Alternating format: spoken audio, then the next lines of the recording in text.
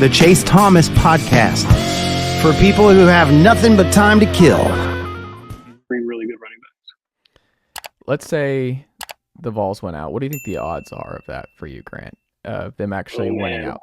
They haven't lost a home game since Georgia in 2021. I think the odds are pretty good. FPI has Tennessee, I think, with like a 70. No, I think they had 71% chance of beating Kentucky. I think it's like 55% chance of beating Mizzou. And then you haven't lost a home game in 2 years at that point. Like, I don't think it's crazy. I wouldn't put over 50%, but would you put it somewhere at the 40% range? Yeah, because they've been so tough at home. Because we saw what they did against Alabama last year. And Georgia's kind of had a thing where they kind of play with their food a little bit. It's almost like they're really good, but sometimes it's like, why are y'all messing around and not blowing this team out the way you should? I mean, Kentucky went down there. That was a big game. They beat them 51-13, and they got down 7-0 against Florida on Saturday, and then they came back and hammered Florida. So, and the whole health of Brock Bowers, that's a whole different situation, and that hurts that offense because he's that good. And just because Tennessee's earned the benefit of the doubt at home, they've been so tough at home under Josh Heupel. What is it, 12, 13 games in a row, something like that. It's going to be a crazy, crazy atmosphere, especially if Tennessee can go to Missouri and get another road win and set that up to be, a top 15 showdown, whatever it would be. I mean, that would be huge. It'd be the craziest atmosphere since Alabama, and we saw what happened against Alabama. So there would 100% be a shot that Tennessee could do the unthinkable.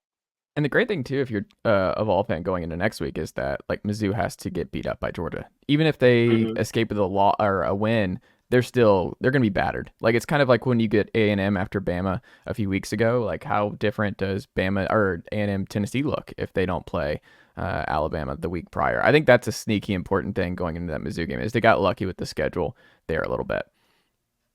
It is. It's almost like that old Alabama thing where you come off of playing Alabama. It doesn't feel like that quite as much anymore. It feels like Georgia is that new one. And to go to Georgia, what's Missouri 7-1 at this point? Georgia's 8-0. I mean, that's one of the bigger games schedule wise, ranking wise in this SEC that we've seen this season.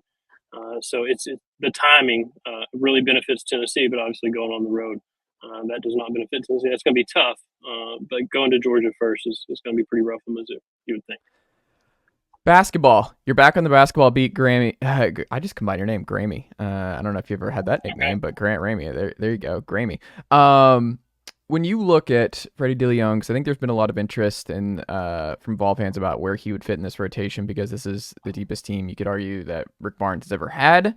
I wonder if it's going to be a disservice, and this is an early one. I don't know if you've asked Rick about this, but because he's had the turnover problems out of the gate here a little bit, Steph Curry, this is going to be the ultimate Vol GQ. Like, look, Steph Curry, I don't know have you seen this?